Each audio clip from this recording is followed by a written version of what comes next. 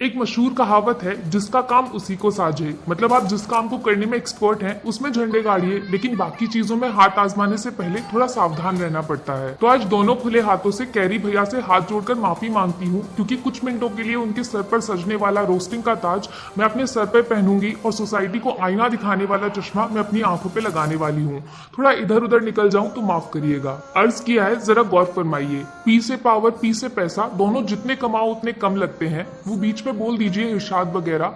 P से power, P से पैसा, दोनों जितने कमाओ उतने कम लगते हैं। पर पी से पाप न करना मेरे यारों, पर पी से पाप न करना मेरे यारों, वरना पूरी दुनिया के सामने 1 करोड़ 20 लाख लोगों के पैरों के कीचड़ से सने हुए जूते चप्पल सीधा गाल के नीचे आकर पड़ते हैं। वाह वाह वाह वाह। डरिए मत, मैं हिंसा के सख्त खिलाफ हूँ, लेकिन मेरे शब्द आज काफी लोगों को जख्मी करने वाले हैं। हेलो फ्रेंड्स, मैं हूँ दीक्षा। वेलकम टू फिल्मी रिव्यू ऑफ सड़क 2। सबसे पहले सबसे जरूरी बात, अगर आप आ बैल मुझे मार जैसी कहावत का जीता जागता उदाहरण बनना चाहते हैं तो फिल्म के दर्शन आपको हॉटस्टार पे हो जाएंगे। बस तिरछे पेने नुकीले सींगों से बचकर रहिएगा, वरना 2 घंटे के बाद आपके दोनों घुटनों में दर्द हो सकता है। अब अगर ऐसी फिल्म पे वक्त बर्बाद करेंगे तो आपका दिमाग घुटनों में ही होगा ना।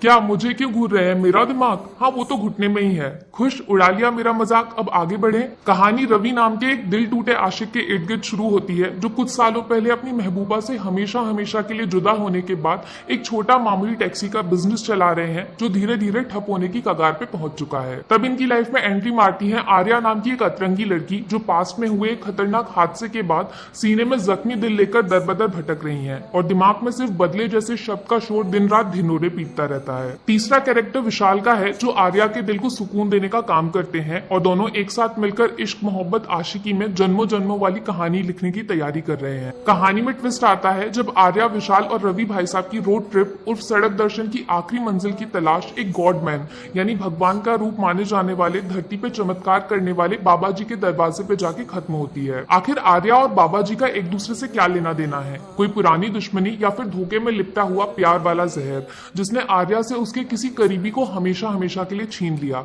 आखिर बाबा जी का असली चक्कर क्या है? क्या विशाल और आर्या का प्यार इतिहास में सच्चाई और शिद्दत के नए रिकॉर्ड्स बनाने के जुर्म में दर्ज किया जाएगा, या फिर कोई छुपा रुस्तम लालच वाला मकसद है जिसने इन दोनों को एक दूसरे की जिंदगी में शामिल होने को मजबूर कर दिया? और सबसे बड़ा सवाल, रवि का आर्या के साथ ऐसा कौन सा कनेक्शन है जिसमें वो सब कुछ भूलकर अपनी जान की बाजी लगाने को तैयार हो गए? एक पैसेंजर और ड्राइवर के बीच में वो कौन सा रिश्ता है जिसके तार सीधे आसमान तक जुड़े हुए हैं?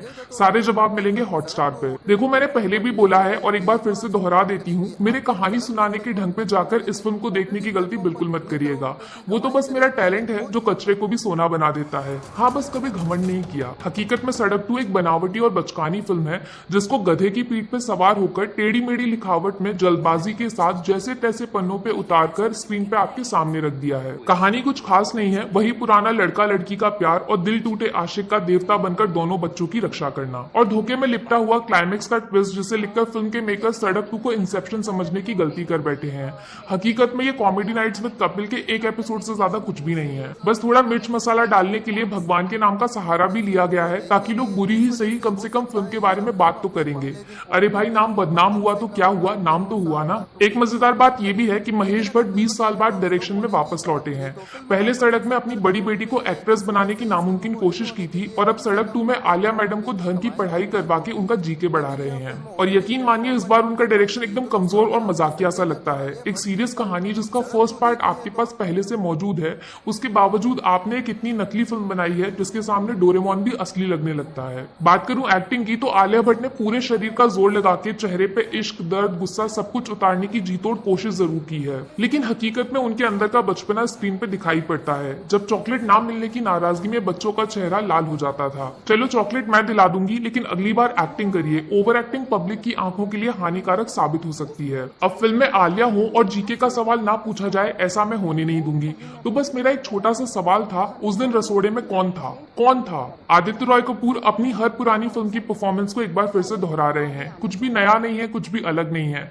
वो टिकटॉक में चेहरा एक और कपड़े अनेक, बस वही किस्सा है। बस थोड़ी बहुत डूबती हुई लुटिया को बचाने की जिम्मेदारी निभाई है संजू बाबा ने, जो पहली फिल्म की कहानी को आगे बढ़ाते हुए एक तरफा प्यार और सच्चाई की लड़ाई में धीमी धीमी मुस्कुराहट के सहारे आपका दिल जीत लेते हैं। मकरंद देशपांडे फिल्म के छुपा रुस्तम सरप्राइज हैं, जो एक नेगेटिव कैरेक्टर की शक्लों को पूरी तरह तरह ओढ़ चुके हैं, लेकिन भट्ट साहब का घिसा पिटा डायरेक्शन कई जगह पे उनको फीका और मामूली बना देता है। जो कारनामा सड़क में सदाशिव साहब ने करके दिखाया था, इस बार फिल्म में उसका 1% भी रिक्रिएट करने में मेकर्स पूरी तरह फेल हो गए हैं। ये शायद पहली ऐसी फिल्म होगी जिसमें आपके मन में फिल्म के एक्टर से ज्यादा इज्जत इसका म्यूजिक बनाने वाले मेहनती कलाकारों के लिए पैदा होने वाली है, जिन्होंने बीच बीच में दिल को पिघलाने वाले सुरीले गानों के बाण चलाए हैं। तो यार कम शब्दों में बोलूं तो सड़क 2 एक लाइलाज बीमारी की तरह है, जिससे दूरी बनाना ही आपकी सेहत के लिए फायदे का सौदा साबित होगा। लेकिन अगर गलती से इसके जाल में फंस गए तो भैया फिर तांत्रिक से लेकर साइंटिस्ट कोई भी आपकी मदद नहीं कर पाएगा। मेरी तरफ से सड़क 2 को 5 में से 1.5 स्टार्स, वो भी संजू बाबा के दलदल में फंसने के बावजूद हाथ पैर मार के थोड़ी बहुत एक्टिंग करने की कोशिश के लिए,